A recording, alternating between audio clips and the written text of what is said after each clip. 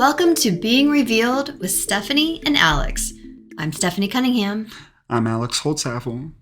We started this podcast to talk about the journey of personal and spiritual growth, ours and others. Thanks for joining us as we figure things out together. Hey. Hey. How are you? I'm tired. Yeah, I'm tired too. We have a guest today. It's a little golden receiver. Butters. So if you hear him making noises and chewing on stuff or going to drink water or ringing the bell, Yawning. we're hoping he'll chill out. He's a little active tonight. Yeah. So I think he will. Yeah. I think he's ready to nug. To nug. Yes, we're doing this from our couch. We are. And we found out it doesn't sound too bad using the phone. No. And our microphone's broke, but it's also 10 o'clock at night because this weekend we're at a baseball tournament. That's going to be the theme. And we hadn't been able to record. So we're like, well, let's see what we can do tonight. Yeah. Well, and the topic that we wanted to talk about was resilience. So, that kind of goes along with the theme. Yeah. It's like trying to be just plop down on me. You did. Trying to be resilient through this, like make sure our relationship survives this baseball crap. And I love baseball, but man, spending my days off there, and then it's like you get home and then you've spent all day together, and then you don't want to spend any more time together, so the intimacy kind of gets put on the back burner, and the podcast get put on the back burner. Yeah, I mean, we got home yesterday. We all just went in our different directions for a little bit. Which, I mean, take care of yourself too. Not that I'm unique, but I feel like with my work schedule, it's just, I work night shift. My first days off were waking up early and spending all day at the, ball fields when I had just worked like the previous 2 nights. And I don't know, my body just gets wore out.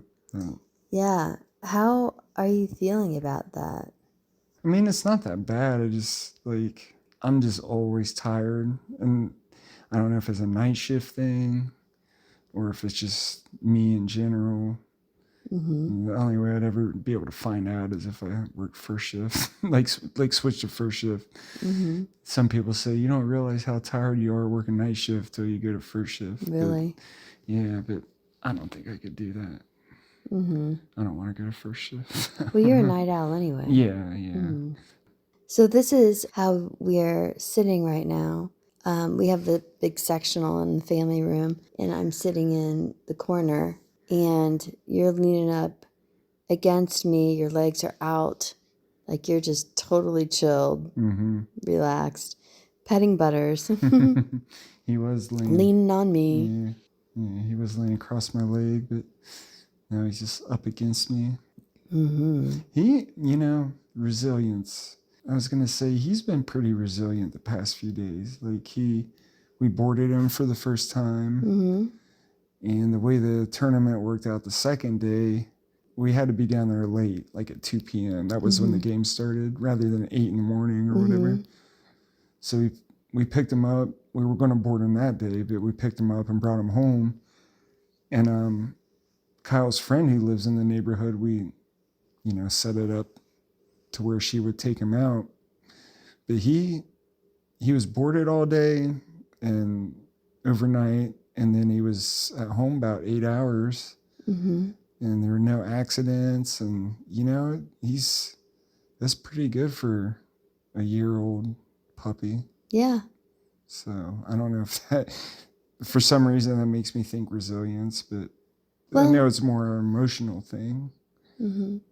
Or what do you think of? Like, I feel like it is synonymous with persistence, and perseverance. Yeah.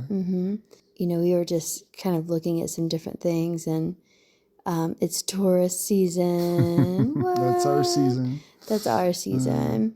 And can get a bad rap for being stubborn. Another thing that Taurus is known for is persistence, right? Just pushing through, seeing the long term and being willing to go the long term and achieve goals or get what they want or create the life that they want. Yeah. While, persistence and perseverance, you just keep going, you keep going, you keep going. I think resilience is a little bit different in that, or resilience comes into play when things get really, really, really tough. It's easy to keep doing the same thing every day and moving forward and, checking boxes to achieve a goal, right? So that's persistence, perseverance. Resilience is when you just really get knocked down, right? This is what I think of it as. So you get knocked down and you get back up and then you continue to move forward.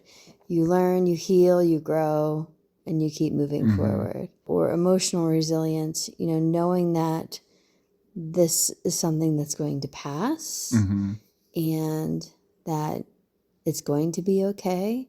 Now, a lot of it's hard to describe that to someone who's a child who hasn't had many life experiences. They don't have that same knowing and certainty that it is going to be okay, right? It's harder to wrap your mind around that. Yeah, you think whatever's happening in the moment at that age, whether it be adolescence or teenager, a breakup or your friends like stabbing you in the back, it seems like the end of the world. Yeah. But stuff like that happened to us when we were that age, and you look back at it now and there's no emotions attached to it, and it's like you survived it. Right. But yeah, like you said, trying to explain that to someone that's in that moment, to them it probably feels like the end of the world. Yeah, and even as adults we go through those feelings, even if we know we've been there before and we know that it's going to pass. It doesn't always feel like that's going to happen. So when you think of resilience, what do you think? I kind of think of like having thick skin, which, that's not necessarily true, because I think that's just like a personality trait, and I think that's hard to create. Where resilience, I think you can become resilient. Maybe you can end up having thicker skin, but some people are just more sensitive than others. But yeah, I guess I never thought, like you said it was like being knocked down and being able to get back up. I guess I thought of resilience of like not letting something knock you down. But really it can be both. But I like how you described, like, getting knocked down, but then picking yourself up and brushing it off and looking at the positive or using it as motivation, I think that's a good description. Well, do we want to give a real description? Yeah, that's what I was going to be like. Maybe we should see what the Google says. Yes. Mr. Google. Well, Google says, this is from the Oxford Languages. Resilience is the capacity to withstand or recover quickly from difficulties. That's it? Or the ability of a substance or object to spring back into shape. Elasticity. Okay. So I like that, but that was really more talking about nylon or rubber band or something like that. Like mass, like a material. Yes. Yeah. That made me think of, I'm rubber, you're glue. Whatever you say bounces off of me, sticks onto you. That's like the perfect like riddle or rhyme for resilience. Well, that's true. That's true. So I think what we said earlier, meshing our two definitions, the capacity to withstand or recover quickly from difficulties, toughness. Yeah. Right. But, I like the second definition of the ability of a substance or object to spring back into shape, which I still think that I can still see that in my mind as like a person, right? Mhm. So, you Well, know, something, you know, you kind of get knocked down. Maybe you get physically knocked down, emotionally knocked down.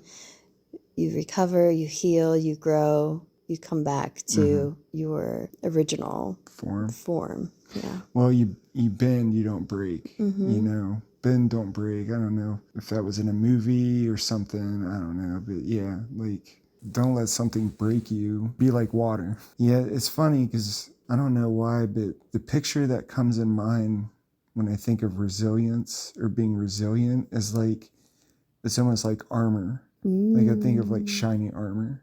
Mm-hmm. You know, for some reason, I don't know why. Maybe there was something else like in a video game where or something that I seen, and now whenever I think of being resilient, I think of like having armor on. It's an important quality, and especially you think of it. We've had these discussions before about like kids nowadays, how important it is for them to be able to learn resilience. And maybe it's a few years ago we were talking about it, or and there's been a lot of like teenage suicides in our area. Mm-hmm.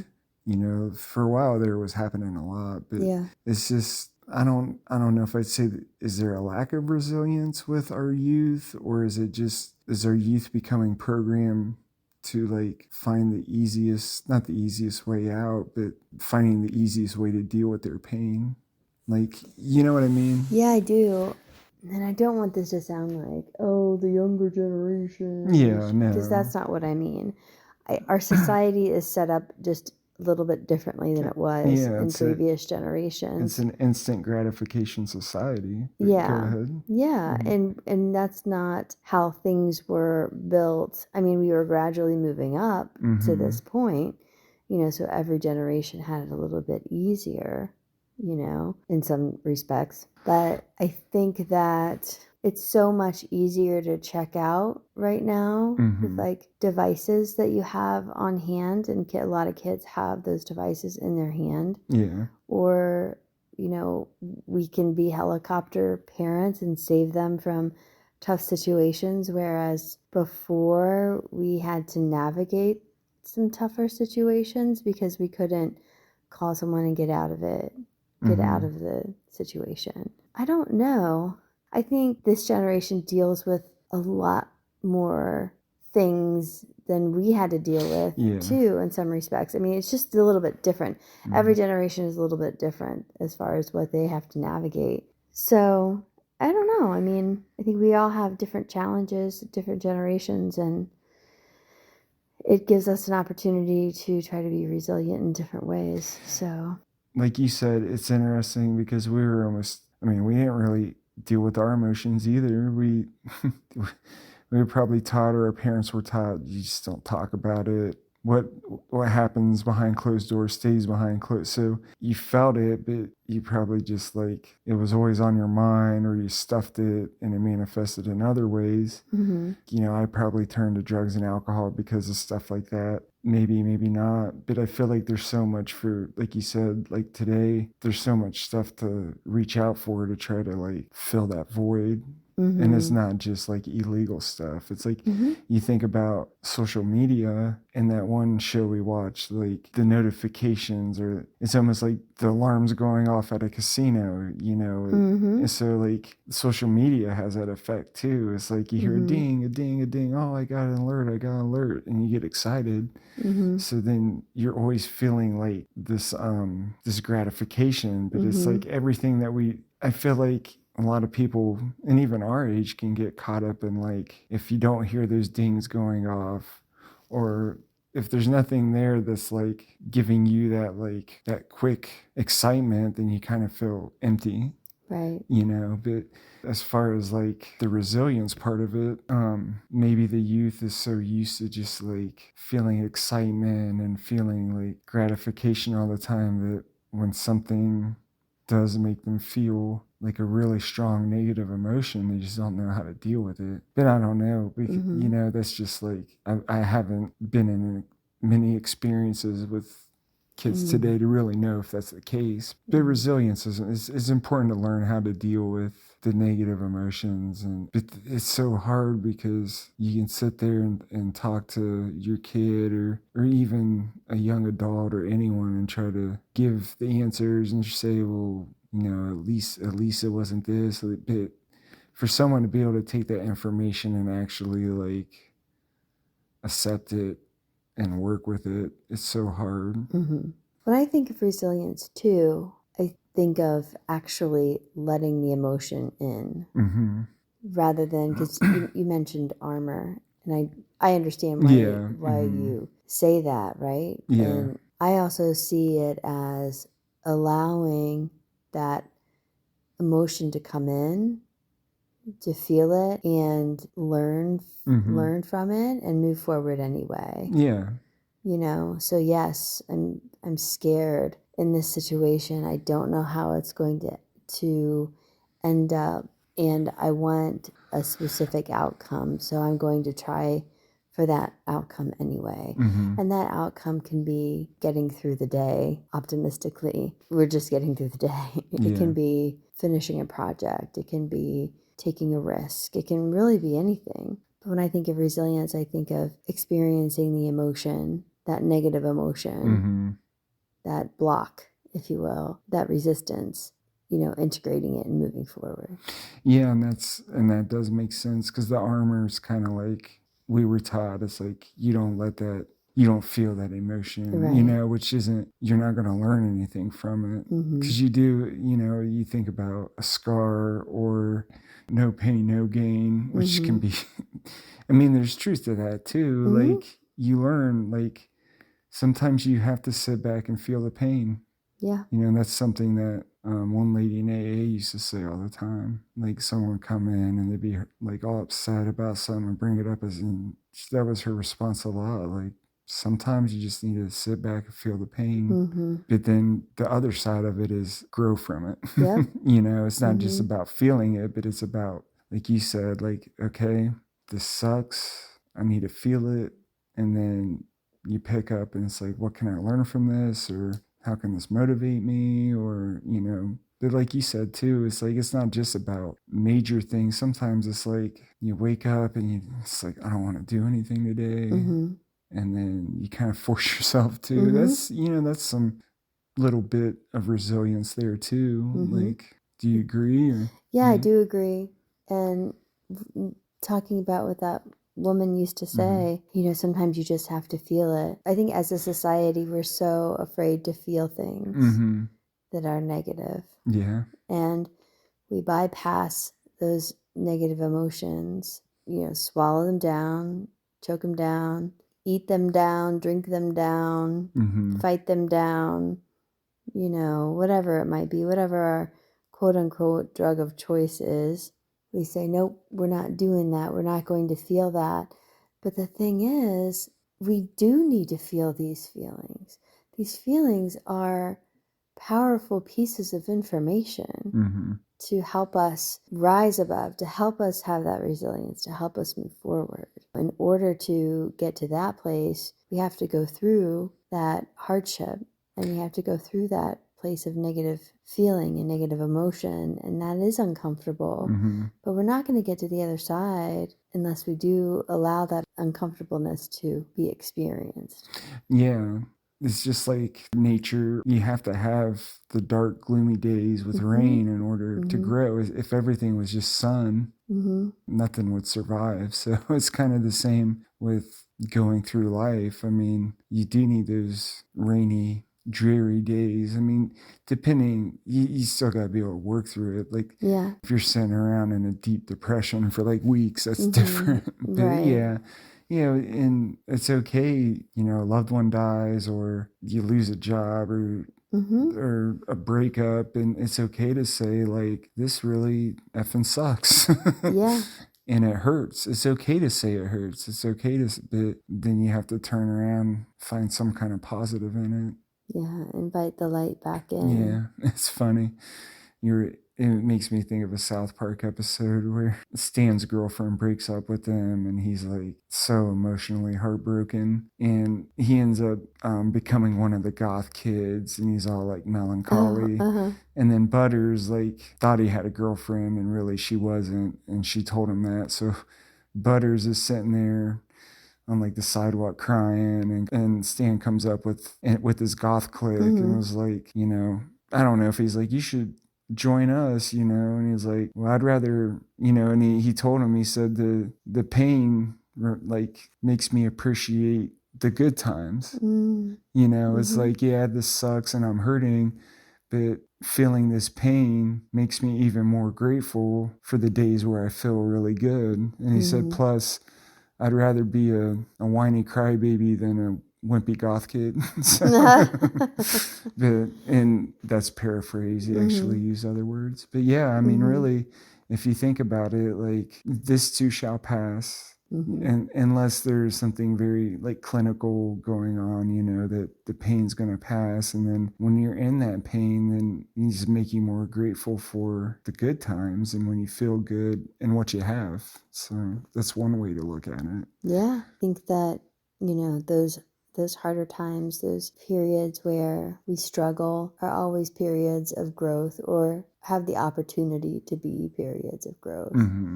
You know, where we can learn optimism, we can learn more about ourselves and what we're capable of. We can learn about other people and how we want to be or don't want to be. We can learn who our tribe, if you will, is, and maybe who isn't. So, and all of that information and that knowledge supports our resilience. Yeah.